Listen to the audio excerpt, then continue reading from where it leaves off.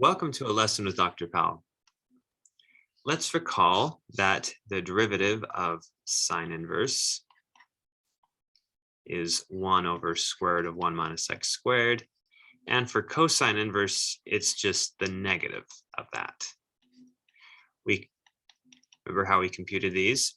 Let's do something similar to compute the inverse function, the derivatives of the other inverse functions. Okay, so let's start with tangent inverse. So we restrict tangent to the interval negative pi halves to pi halves, and then tangent restricted has an inverse, and the inverse of tangent restricted is this.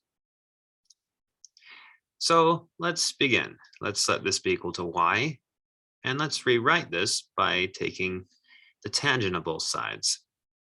Tangent is restricted to negative pi halves to pi halves, and so at least in this case when we do it at both sides, so that it'll cancel with its inverse,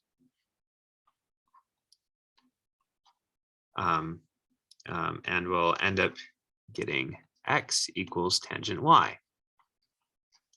Now think of x as being the output of a function, y the input. Then we can take the derivative, thinking of x as output, so dx dy is equal to the secant squared,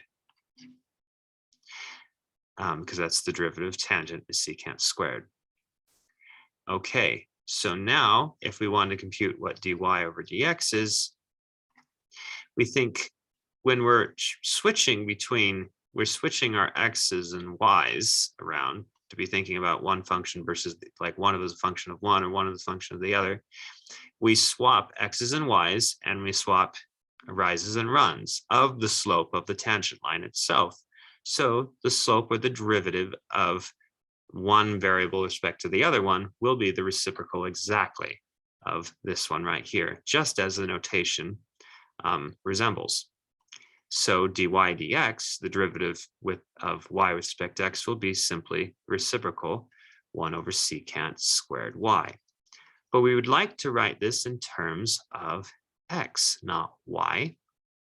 So we think for a minute about this, and we could use we could perhaps use an identity. We know that cosine squared x plus sine squared x is equal to 1, and if we divide all this by cosine squared, we'll have something with secant squared in it. Okay, and maybe we should write this out with a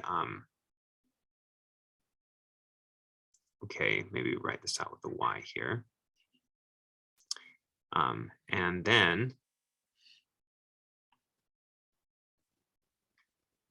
then let's remember what we're after, what we want to do. We want to write this in terms of x, right?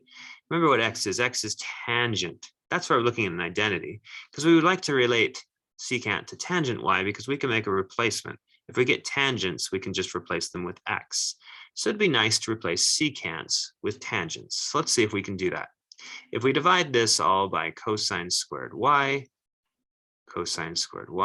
and cosine squared y right there, we'd end up getting secant squared y is equal to tangent squared y plus 1. Hey, this is great because this is what we have here, and we can write it in terms of tangents. And remember what tangent is, it's x. So we get 1 plus x squared. So this is simply just 1 over 1 plus x squared. And that is the derivative of y with respect to x, so it's the derivative of inverse tangent. The derivative of inverse tangent is simply 1 over 1 plus x squared. Okay. In the next video, we'll do another one. Thanks for watching.